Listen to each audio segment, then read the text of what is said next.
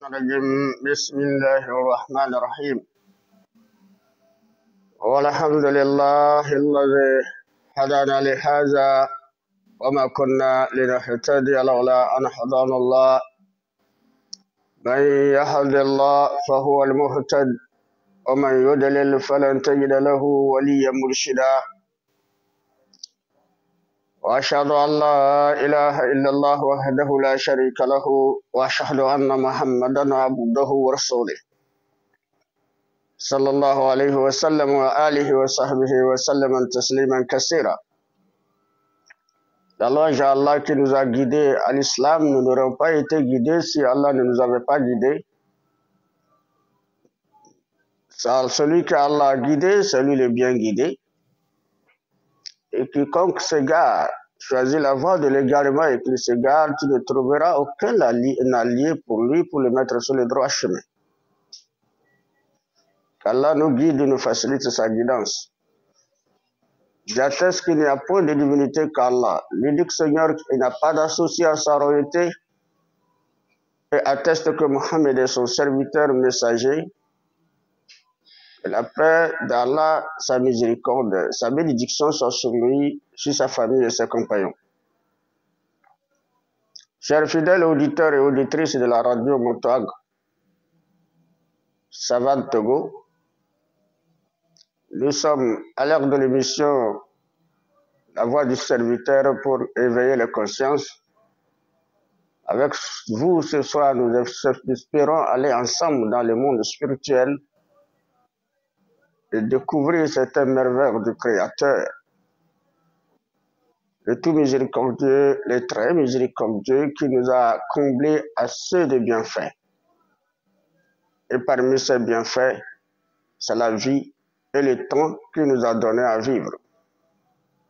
Qu'Allah nous facilite également l'usage de ce temps et la vie, qu'il fasse que notre vie soit couronnée de succès, de spiritualité, de bonne moralité. Chers fidèles, merci pour votre fidélité d'écoute et votre attention que vous portez sur notre émission et vos soutiens que vous nous apportez.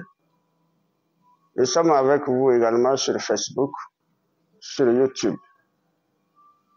Qu'Allah nous facilite l'écoute, qu'Allah nous guide tous sur le droit chemin. Aujourd'hui, le thème pour ce soir,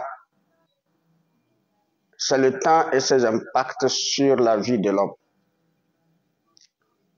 Le temps et ses impacts sur la vie de l'homme.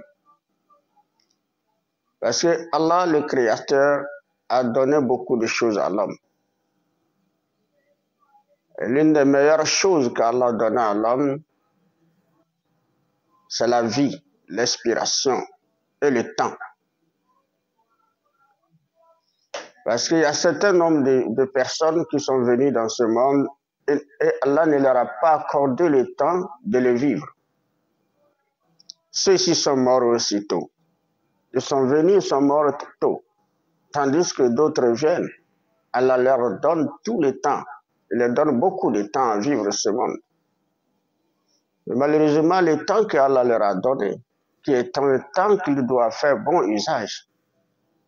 Alors ceux-là, malheureusement, ne font pas bon usage de ce thème, d'autant plus qu'ils ne se sont jamais penchés sur les raisons ou les fondements de leur existence.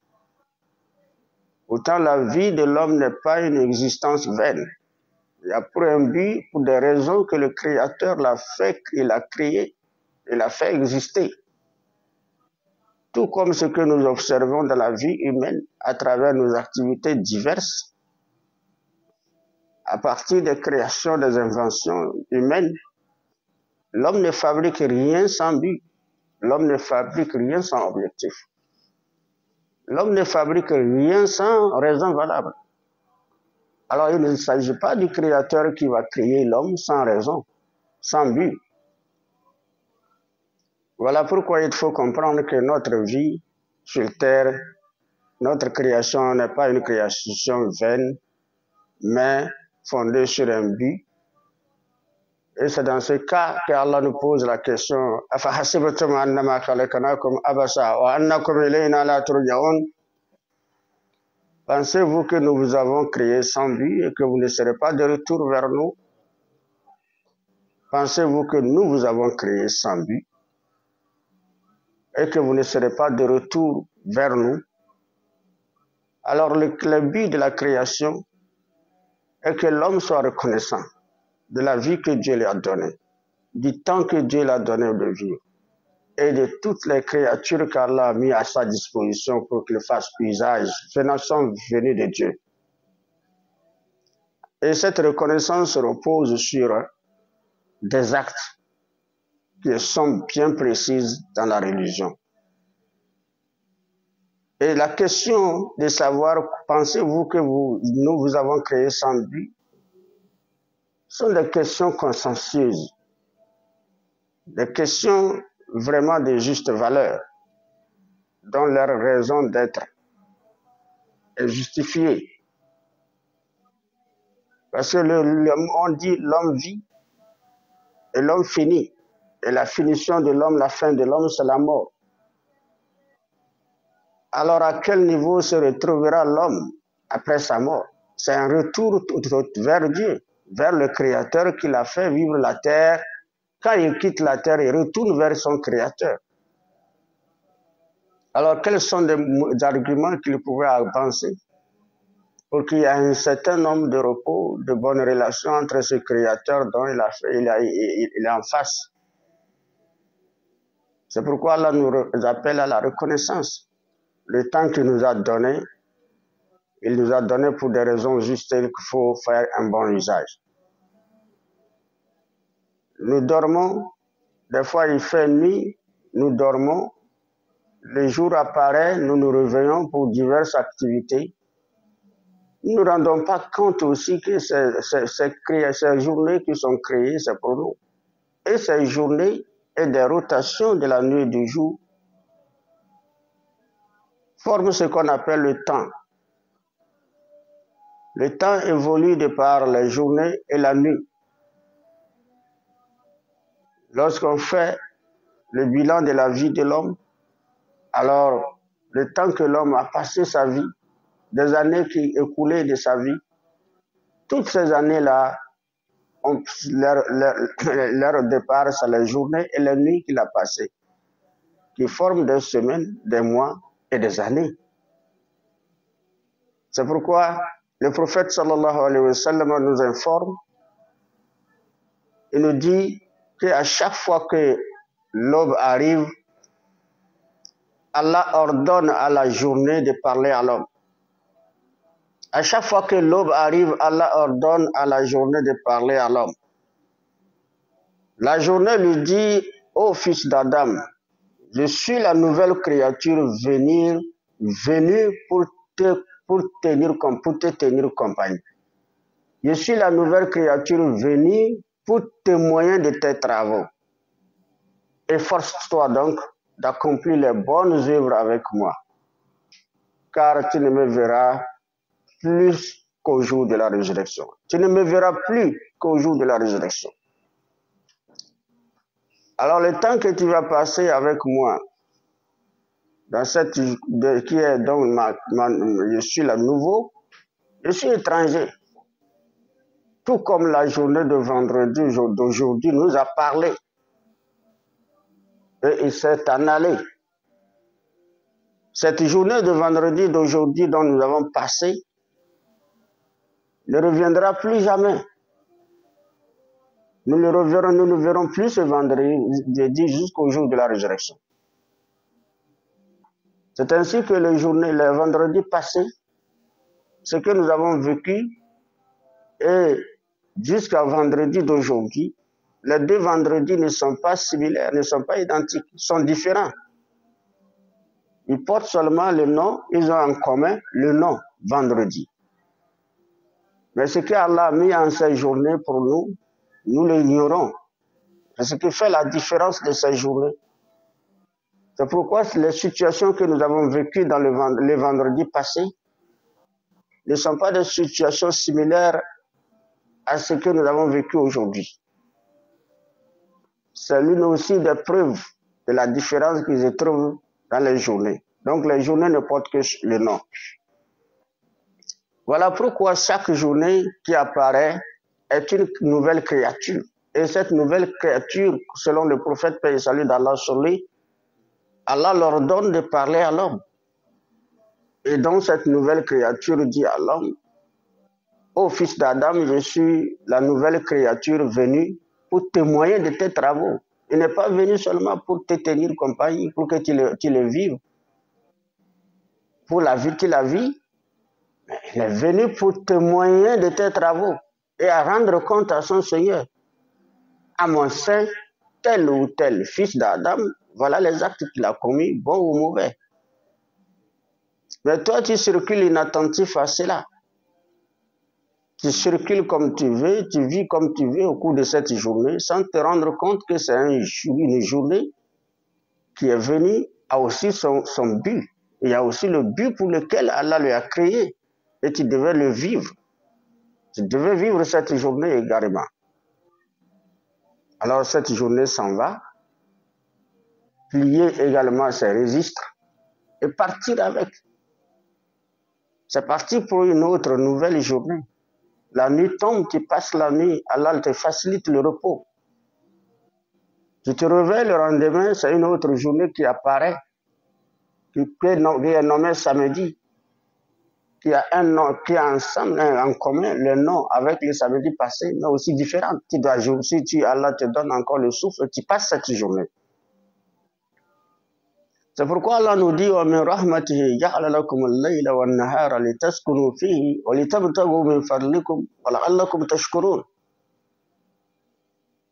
Allah dit, de par sa miséricorde, il vous a signé la nuit et le jour. Il vous a signé la nuit et le jour pour que vous vous reposiez et que vous vaquiez à vos occupations. Allah vous a fait cela pour que vous soyez reconnaissant, pour que juste vous soyez reconnaissant. Reconnaître que la journée que Dieu m'a donnée, le temps qu'il doit passer cette journée, c'est une journée précieuse pour moi. Tout ce qui est précieux, on doit faire bon usage de ce qui est précieux, de ce qui est bon, de ce qui est meilleur. On ne gaspille pas ce qu'on reconnaît comme meilleur. On essaie également de l'entretenir, de faire bon usage de la journée, de faire bon usage de la nuit dans notre repos et du réveil. C'est ce que Allah nous donne. Donc maintenant, il faut être reconnaissant. C'est pourquoi Allah a assigné à l'homme les devoirs. Et parmi ces devoirs, c'est la religion et ses pratiques.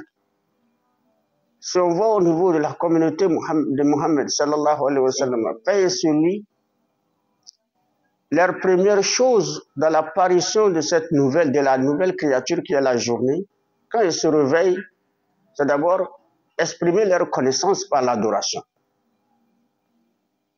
Ils n'expriment pas leur connaissance théoriquement. Non, ils le font par adoration, par acte. Quelle que soit la situation, quand ils se réveillent sur leur lit à l'aube, ils doivent vouer un culte exclusif à Dieu et lui rendre grâce pour leur avoir accordé la chance de se réveiller. Parce que bon nombre de gens dorment la nuit et ne se réveillent plus jamais. Bon nombre de personnes, nous passons la nuit ensemble, mais ils ne se retrouvent plus vivants dans la journée. Mais lorsque tu te retrouves vivant, qu'est-ce qu'il faut faire? Il faut remercier Dieu, il faut reconnaître. C'est pourquoi Allah dit il a fait ça pour que vous soyez reconnaissants. Et cette reconnaissance ne doit pas être verbale, théorique, ça doit être fait, suivi par les actes. C'est pourquoi il faut poser les actes physiques. Les actes physiques et les actes spirituels, n'autre que le culte islamique, la prière de l'aube, avant de vaquer à ses occupations pour cette journée, pour cette nouvelle créature qui est là pour témoigner de tes travaux. Et dans toutes tes transactions, tes circulations, tes paroles, tes relations avec les gens, les activités que tu entreprends, tu dois être prudent. Parce que la vie elle-même nous réserve des surprises désagréables tout comme agréables. Et parmi les surprises désagréables, c'est le départ précipité qu'Allah souvent nous impose. Bon nombre de gens aussi, quand ils sortent, ou de la nouvelle journée qu'Allah a créée pour eux, qu'ils soient reconnaissants ou qu'ils ne soient pas reconnaissants, il y a un certain nombre de personnes qu'Allah leur fasse faire que la mort les ramasse en pleine journée, sans qu'ils espèrent, sans qu'ils ne s'attendent à cela, une surprise désagréable pour lui et pour sa famille. Allah ne donne pas le temps. Toute situation que l'homme veut entreprendre, tout ce que l'homme sait en conséquence de cause, il se prépare pour l'affronter. Mais nous n'avons pas de connaissance sur l'heure de la mort. Donc nous ne préparons nulle part. Nous n'avons même pas l'idée de préparation. Nous vivons seulement, nous circulons. Ce que nous cherchons, c'est d'atteindre notre objectif. Peu importe. Gagner ce que nous cherchons matériellement, alors quant à ce qui reste, on le met de côté d'abord. Voilà pourquoi quand nous sortons, nous nous heurtons. Nous nous faisons des chantages.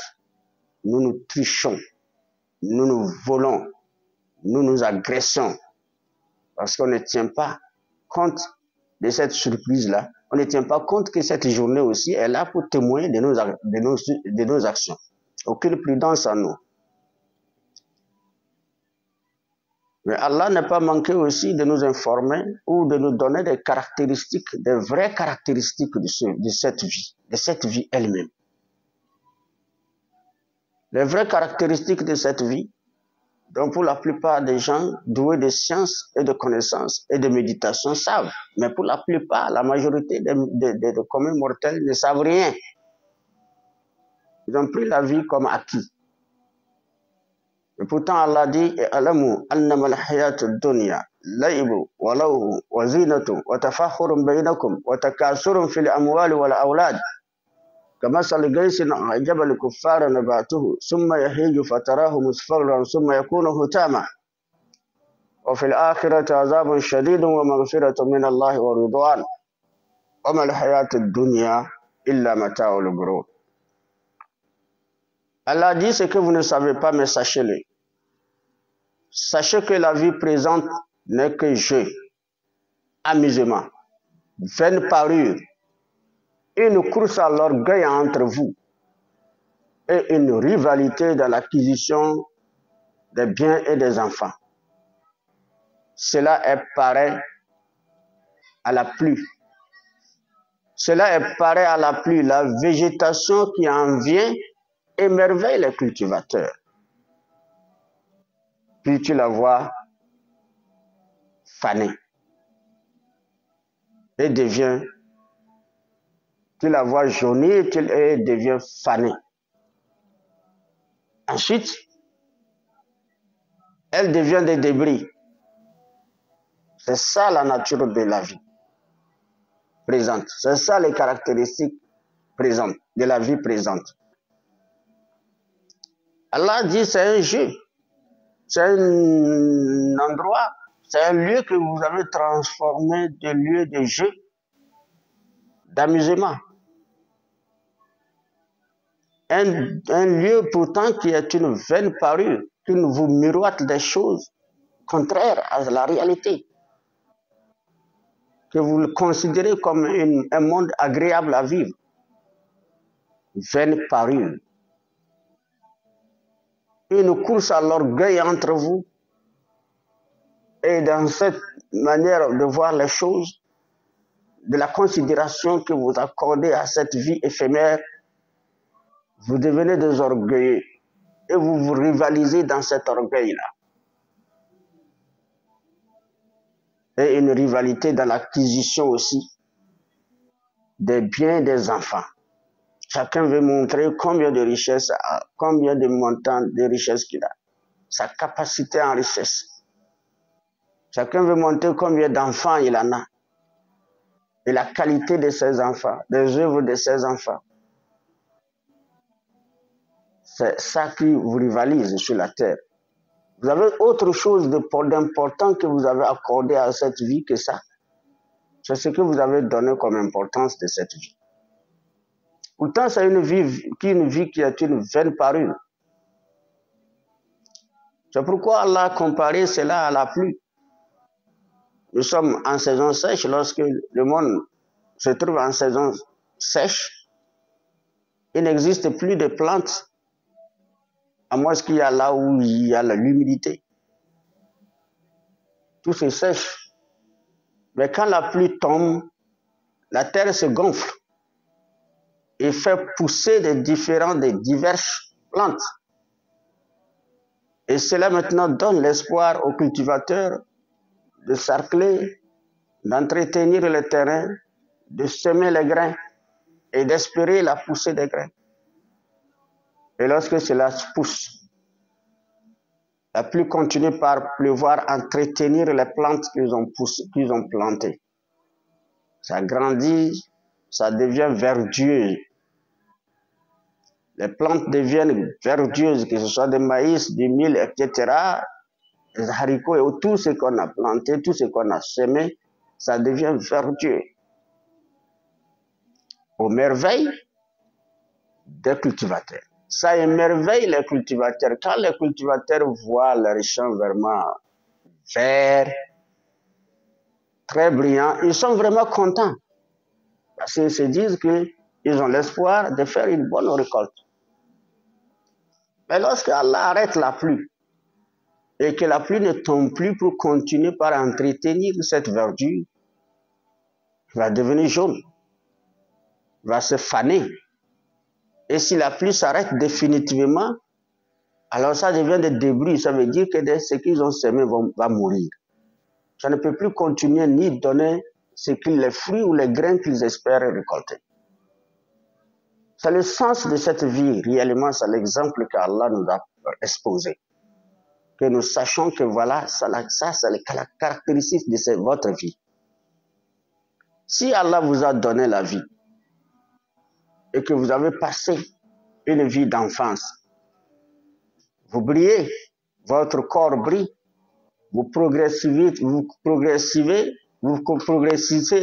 jusqu'à l'âge d'adulte. Et là maintenant, vous devenez encore plus jeune, plus brillant, plus joli, parce que maintenant vous avez pris conscience de votre physique et vous l'entretenez. Vous entretenez votre physique par les moyens qu'Allah vous a dotés, tels que de l'eau, du savon et d'autres de pommade, etc., pour entretenir ce corps qui devient encore plus brillant. Par les moyens qu'Allah encore, lui, l'a créé, qui ne sont que des vestiments. Alors, vous utilisez des tenues vestimentaires plus jolies, plus beaux, pour apparaître très joli garçon, très jolie fille, devant les gens. Et maintenant, quels sont ceux qui apprécient votre jeunesse, votre évolution physique? De prime abord, c'est vos parents. Quand la maman voit sa fille grandir, évoluer, devient belle, elle est contente. Son père est content de voir sa fille grandir. Le père est content, la maman est contente de voir son jeune garçon grandir. Les jeunes filles courent derrière lui. C'est un jeune homme de du quartier, tous comptent sur ce physique-là, sur cette jeunesse de leurs enfants. C'est ça la pluie de la jeunesse, parce qu'Allah fait pleuvoir ce qui est quelque chose de jeunesse, qui est une chose spirituelle, naturelle, qu'Allah fait descendre dans la vie de cet homme, de cet enfant. Mais au même moment qu'ils ont les yeux fixés sur cet enfant qui évolue en jeunesse, de par la pluie de la jeunesse qui n'est autre que la santé, la pluie de la jeunesse qu'Allah accorde à l'homme, c'est la santé. La santé, la facilité de vivre. Et lorsque Allah arrête cette santé, cette pluie sur la personne, et que cette jeune fille qu'on voit jolie, belle, et qu'elle devait tomber malade, sans retrouver vite la santé, vous ne reconnaîtrez pas en quelques jours, ou en quelques mois, en quelques semaines, en quelques mois, vous ne reconnaîtrez pas ce corps. Vous ne reconnaîtrez pas ce corps qui émerveillait les parents, qui émerveillait les jeunes dans la rue. Vous ne reconnaîtrez pas ce corps qui émerveillait les jeunes filles dans la rue, qui émerveillait les jeunes, les parents. Parce que elle se fane. Devenir débris à plusieurs sens selon les savants. Dans la maladie en âge de jeunesse, dans la progression de la maladie, de torture de la maladie, ce corps-là se fane totalement. Et la fin de ce corps-là, se ne retrouve pas sa santé si la pluie de la santé ne descend pas. Alors ce corps devient débris. Ça devient des débris, c'est-à-dire la mort qui s'ensuit. Maintenant, quand la mort intervient, ce corps ne fait plus de mouvement. Comme les plantes qui meurent et perdent leur force, n'est plus debout. Quand une plante meurt, finalement, la plante se couche. Elle devient ordure enfin. Alors pour que la personne, ce corps-là, quelle que soit sa nature, sa situation, on est obligé de nous épargner de ce corps. Pourquoi on ne garde pas ce corps, quel que soit l'amour qu'on a à la personne, on ne garde pas ce corps. Parce qu'à bout de quelques jours, si nous gardons ce corps, nous allons quitter la maison. À cause des odeurs que nous ne pouvons pas supporter. On est obligé de nous épargner, d'éloigner ce corps de nous et de chercher un endroit le plus caché qui est de l'enterrer la personne et de fermer, et revenir. Nous allons pleurer, nous pleurons, nous n'allons pas pleurer, nous pleurons. Allah a fait son boulot. À nous de réfléchir et méditer sur la situation. C'est devenu des débris. Deuxième sens de débris, quand la pluie de la jeunesse s'arrête, au niveau des personnes qui évoluent en jeunesse, après la jeunesse, c'est d'autres âges qui interviennent. Un changement également de physique. Un certain nombre de faiblesses gagnent le corps de l'homme. Et la personne jaunie, la personne se fane. C'est la vieillesse. Et quand l'homme atteint la vieillesse, il est fané. Il ne merveille plus, elle ne merveille plus son mari en ce qui concerne la beauté que le mari connaît. Il ne merveille plus sa femme en ce qui concerne cette beauté, cette jeunesse qu'elle connaissait. Ils ne vivent que par la compassion. Ils ne vivent que par la compassion, les deux vieillards. Mais au nom, dans le sens de l'affection de jeunesse, non, ça n'existe plus en eux. Parce que le corps, là, qui était attirant, donne l'affection et l'amour. Le corps n'est plus sa nature d'antan. Il a perdu cela, est devenu fané. Et dans sa progression, quand tout s'arrête, alors il devient des débris, le vieux meurt ou la vieille meurt. Voilà la nature de cette vie. À quoi sert l'orgueil de l'homme?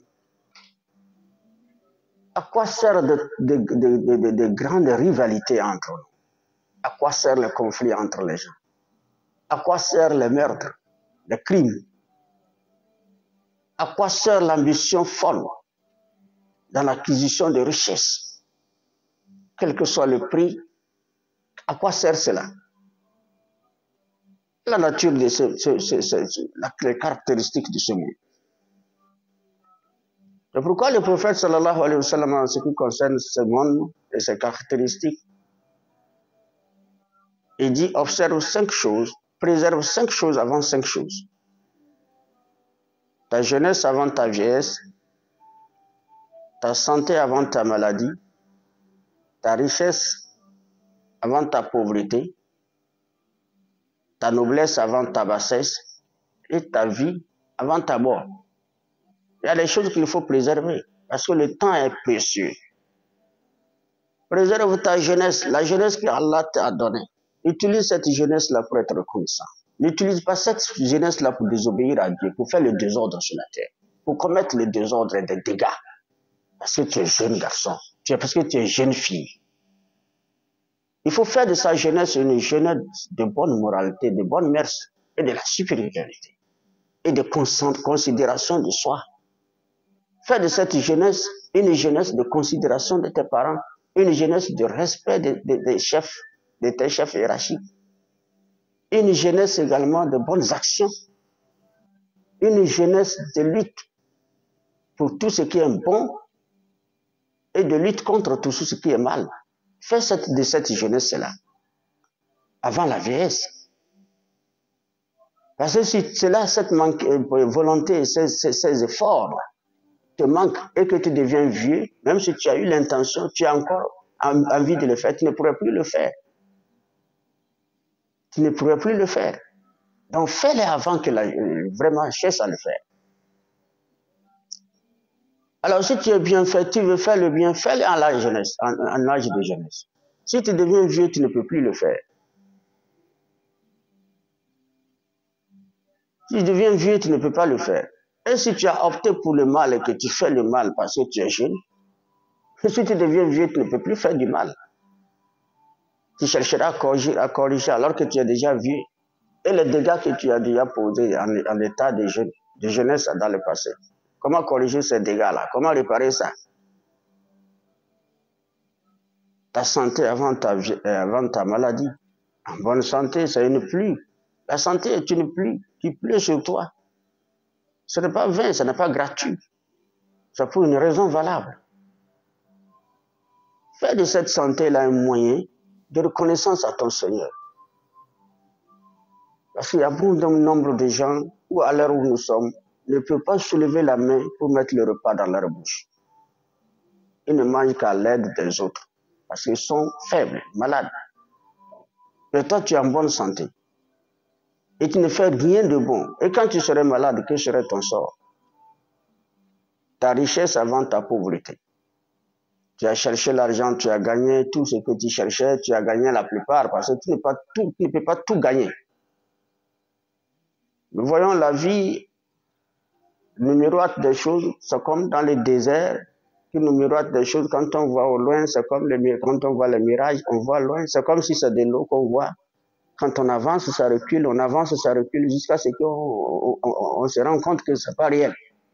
C'est ça la vie, les caractéristiques de cette vie.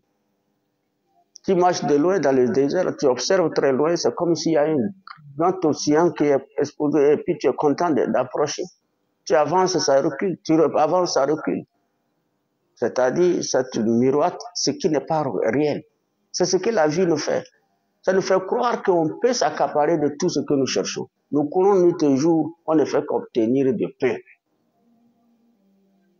On ne fait qu'obtenir le peu et perdre beaucoup de ce que nous pensons avoir. Alors, à quoi sert cette vie? Donc, ce que tu possèdes, le peu que tu possèdes, c'est une richesse. Alors, il faut réserver cette richesse-là avant la pauvreté. Comme la vie nous réserve des surprises, alors, dans ta vie, tu as bien vu, tu as vécu, tu as vu, tu as entendu. Les gens étaient plus que toi en richesse, mais aujourd'hui, ils n'ont plus rien. Ne pense à ça. Ça peut t'arriver aussi.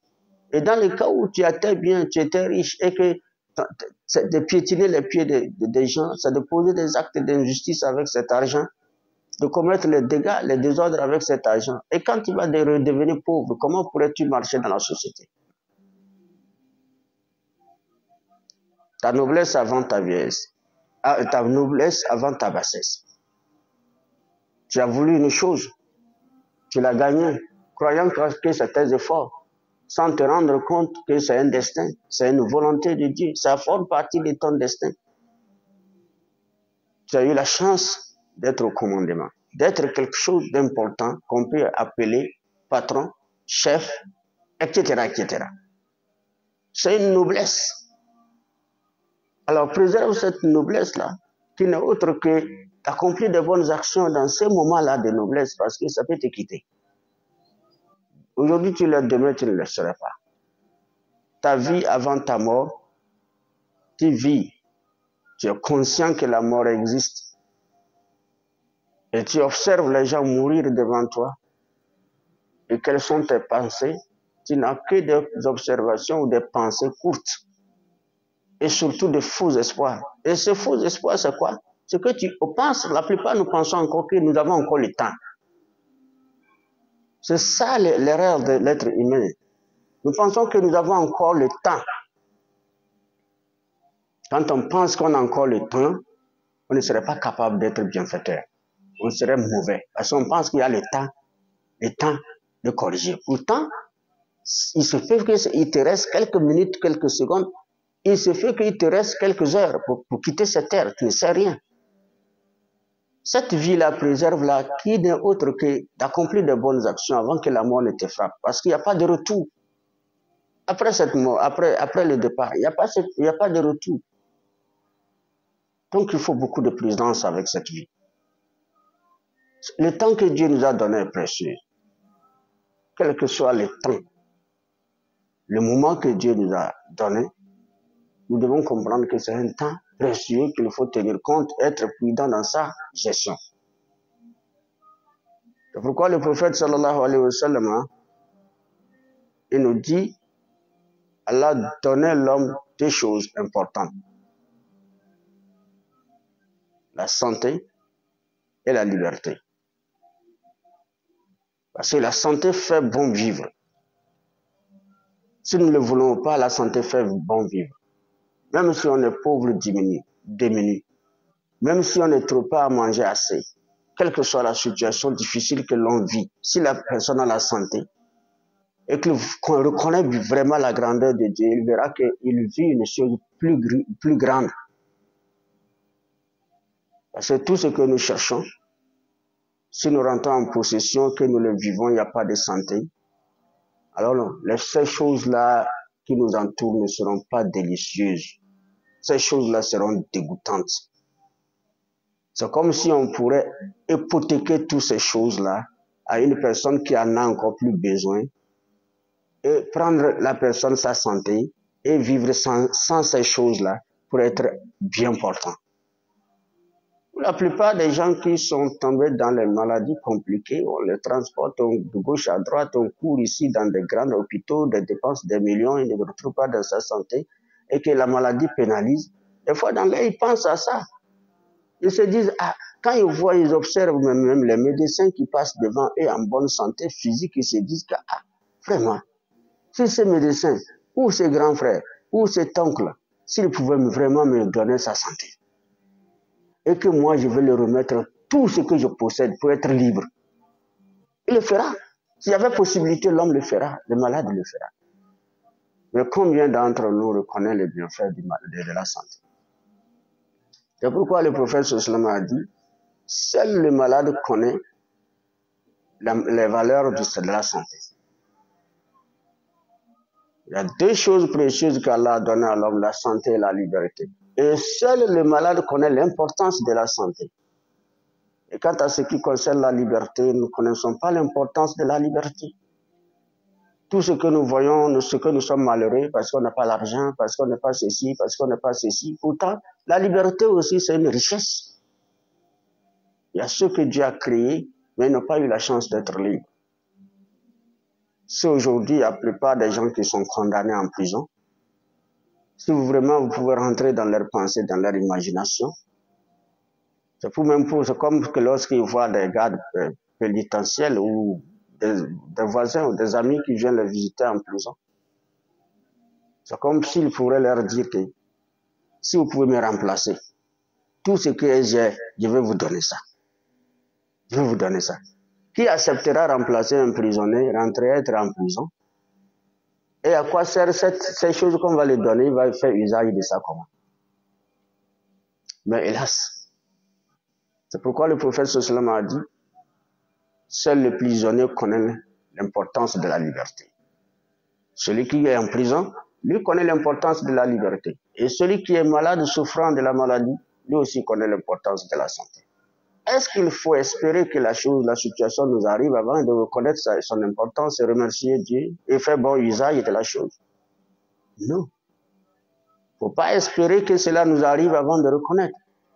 La plupart des gens sont surpris de se retrouver dans la situation avant de reconnaître. Mais pourtant, une personne vraiment consciencieuse, consciente de son existence, doit d'abord reconnaître les bienfaits de la chose. Et par cette reconnaissance, le bon usage, Allah la protégera contre maintenant le contraire qui est la prison ou la maladie. Ils sont des secrets divins. Ils sont des choses spirituelles qu'il faut tenir compte et respecter dans la vie.